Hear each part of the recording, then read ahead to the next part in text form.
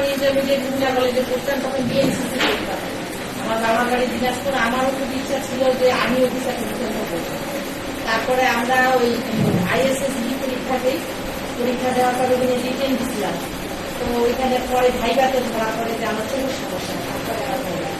আমার খুব ইচ্ছা ছিল যে আমি এটা আমার খুব ভালো লাগে, মানে আমার একটা মামাতো ভাইয়ের ছেলে, ওই ভাইয়াটা এখন আর্মি রংপুরে, উনি এখন হচ্ছে মানে সবচেয়ে বড় পদে আছে।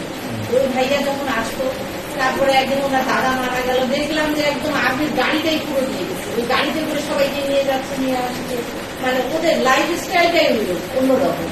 এবং সালাম কালাম দেওয়ার ভঙ্গি আর এবং কথাবার্তা বলে সবসময় তারা এরকম একটা মার্জিত মানে ম্যানার মানে এটা তারা খুব জানতো। তারপরে এখন অবশ্য আমার মামাতো বোন ওই আমি শ্রীরাম মেডিকেল থেকে পাস করবো, আপনার হাসবেন্ডের দুজনে ডাক্তার। আর স্যার তো জানে আমার চাচা শ্বশুর ছেলে মেয়েগুলো তিনজনে। তো আমার ইচ্ছা আছে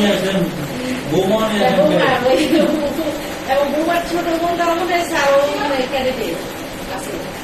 তো আমার হাজবেন্ড আবার এগুলোতে নাই, ও বলে যে ওই যে বাচ্চাদের পিটি প্যারেড ব্লাড ছাড়া একটু। তো আমার মনে হয় যে বাচ্চাটা শিখবে, জেনে সব জায়গায় উপরে যাবে, শিখবে, এটা তো ভালো জিনিস।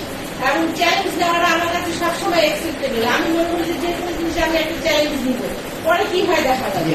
হ্যাঁ, আর আমার ওই বাচ্চাটা একটু অলস, আর জানে আপনি কিন্তু ব্রেন এমন কতদিন আর হচ্ছে মানে অলস খুব, ঘুম থেকে উঠতে চায় না, খাইতে চায় না। তো এখন আল্লাহর বাকিটা ইচ্ছা যদি হয় তাহলে তো খুব খুশি হবো।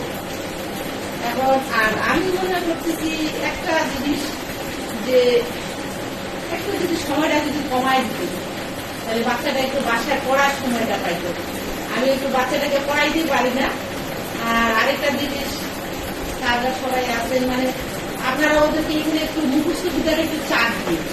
যেমন এই সাধারণ জ্ঞানের বিষয়টা বাচ্চাগুলো বাসায় করতেই চায় না, খালি বলে অঙ্কটা অঙ্ক করি, ইংলিশটা দাও ইংলিশ করি।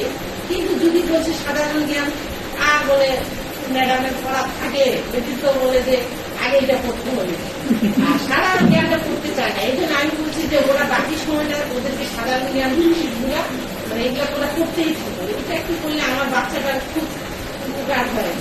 ওরা একটু অমনোযোগী তো সাধারণ জ্ঞান করতে চায় না, এইটাই। আর আমার কাছে মনে হয় যে শারীরিক প্রচেষ্টাটা অনেক ভালো। কারণ আমাদের এই রংপুরে যাওয়া আসা বুঝতেই পারতেছেন কিরকম সমস্যা হতো। ঠিক আছে স্যার, এইটুকুই বললাম। এখন ভালো লাগে।